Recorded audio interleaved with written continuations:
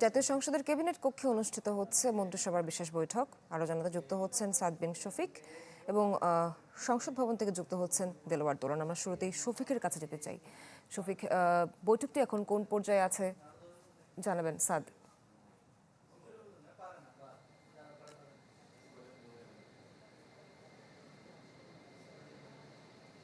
সাদ নিশ্চয়ই শুনতে পাচ্ছেন, বৈঠকটি এখন কোন পর্যায়ে আছে জানতে পারলে জানাবেন।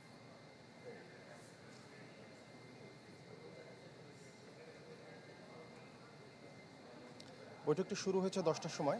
10টার সময় মন্ত্রিসভার এই বৈঠকটি সাধারণত যে বাজেট অনুমোদনের আগে দিয়ে দেয়া হয়ে থাকে এবং হচ্ছে যে এই বৈঠকে মূলত মন্ত্রিসভার মধ্য দিয়ে এই বাজেট পেশ করার আগে অনুমোদনের যে আনুষ্ঠানিকতা থাকে সেই আনুষ্ঠানিকতাটি সারা হবে এবং বৈঠকটি আমরা যতটুকু শুনতে পেরেছি একটি দীর্ঘ বৈঠক হবে আজকে।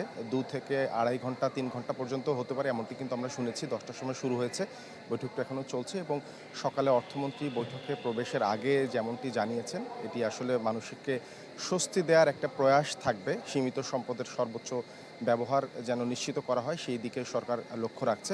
একটি দিক থেকে বাজেটটি আসলে গুরুত্বপূর্ণ এবং এই বাজেটটি হতে যাচ্ছে দেশের 55তম বাজেট স্বাধীন হওয়ার পর এবং অর্থমন্ত্রী হিসেবে কিন্তু প্রথম বাজেট আজকে পেশ করতে যাচ্ছেন আমির খসরু মাহমুদ চৌধুরী। সব মিলিয়ে আপনি জানেন বৈশ্বিক বাস্তবতায় একটি টালমাটাল পরিস্থিতি, তারপর দেশের আর্থিক ব্যবস্থার যেই বাস্তব চিত্র, সব মিলিয়ে কিন্তু গভর্নমেন্টের সামনে একটি বড় চ্যালেঞ্জ এই বাজেট নিয়ে এবং তার চেয়ে বড় কথা নতুন রাজনৈতিক সরকারের প্রথম বাজেট এবং এখানে জনতুষ্টির কিছু বিষয় থাকবে। এর পাশাপাশি সরকারের কিছু প্রতিশ্রুতি ছিল, নির্বাচনকারী যেসব প্রতিশ্রুতি, সেই প্রতিশ্রুতির বাস্তবায়নের বিষয়টি কিন্তু মাথায় থাকবে। ফ্যামিলি কার্ড, হেলথ কার্ড, কৃষক কার্ড সহ সরকারের নানা ধরনের টার্গেট আছে। সেই টার্গেটগুলো আসলে পূরণ করে কী ধরনের বাজেট হয়ে থাকে, আসলে কতটা মানুষকে সন্তুষ্ট করতে পারে এবং অর্থনীতির ভিত্তিটা কতটা মজবুত করতে পারে, সেই বিষয়গুলো কিন্তু আসলে এই বাজেটের দিকে সবাই তাকিয়ে থাকবে। এই আজকে মন্ত্রিসভার এই বৈঠক শেষ হওয়ার পর 3টার সময় বাজেট মূল আনুষ্ঠানিকতা শুরু হবে এবং তখন কিন্তু বাজেট উত্থাপন করবেন অর্থমন্ত্রী জাতীয় সংসদে। মাদিলা। সাদ, আপনাকে অনেক অনেক ধন্যবাদ। এবারে আমাদের আরেক সহকর্মী দোলনের কাছে যেতে চাই, তিনি অপেক্ষা করছেন। দোলন, বাজেট পরিকল্পনা নিয়ে কি তথ্য আছে আপনার কাছে জানাবেন।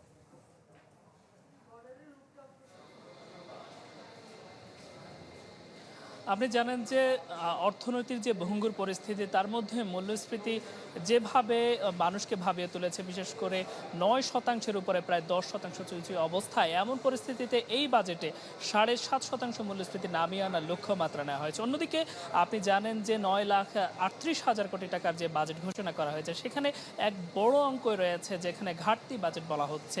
আমরা দেখছিলাম যে এনবিআর এর সক্ষমতা না থাকা সত্ত্বেও তাদেরকে প্রায় 7 লাখ কোটি টাকা বাজেট দেওয়া হয়েছে। অন্যদিকে চলতি বছরের অর্থ বছরের প্রথম 10 মাসে আমরা দেখেছি যে তাদের ঘাটতি যে পরিমাণ ঠেকেছে, সেটি বাংলাদেশের ইতিহাসে, এনবিআর এর ইতিহাসে সর্বোচ্চ ঘাটতির পরিমাণ। এমন পরিস্থিতিতে যখন এনবিআরকে রেকর্ড টার্গেট দেওয়া হয়, সেটি আসলে যে বাস্তবায়ন হবে না সেটিও বলা যেতে পারে। আর যদি বলি যে এই বাজেটকে ঘিরে সরকারের যে পরিচালন ব্যয়, সেখানে আমরা দেখছি 6 লাখ কোটি টাকার বেশি।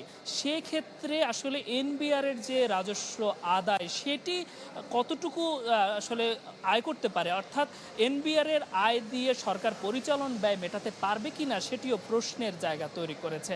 আমরা দেখেছিলাম যে সরকার বিভিন্ন উৎস থেকে যে বাজেট ঘাটতি মেটানোর চেষ্টা করারও চিন্তা করেছে। বাজেট বিশ্লেষণ আমরা দেখেছি যে ব্যাংক খাত থেকে বিশেষ করে সরকার প্রায় 1.5 লাখ কোটি টাকার মতো নেবে বলছে। এক্ষেত্রে যদি সরকার ব্যাংক খাত থেকে এত বেশি টাকা নিয়ে নেয়, তাহলে বেসরকারি যে বিনিয়োগ বা বেসরকারি যে ইন্ডাস্ট্রি মালিকরা, তারা যে আসলে লোন পাবেন না, তাদের ব্যবসা সম্প্রসারণে যে সুযোগ পাবেন না, সেটিও স্পষ্ট।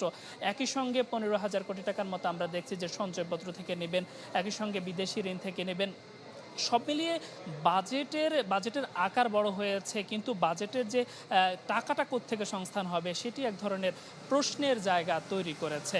আমরা কথা বলছিলাম সকালেই যখন অর্থমন্ত্রী প্রবেশ করছিলেন ক্যাবিনেট সভায়, তিনি বলছিলেন যে জনমানুষের, প্রান্তিক মানুষের অধিকার প্রতিষ্ঠায় এই বাজেট দেওয়া হচ্ছে। তবে সেটি হয়তো দেখার বিষয় আগামী দিনে যে এই পরিস্থিতিতে মূল্যস্ফীতির এই লাগাম টানে কিভাবে সরকার, সেটি হয়তো দেখার বিষয়। সব মিলিয়ে সংসদ এলাকা থেকে আমার কাছে এই ছিল সবশেষ তথ্য।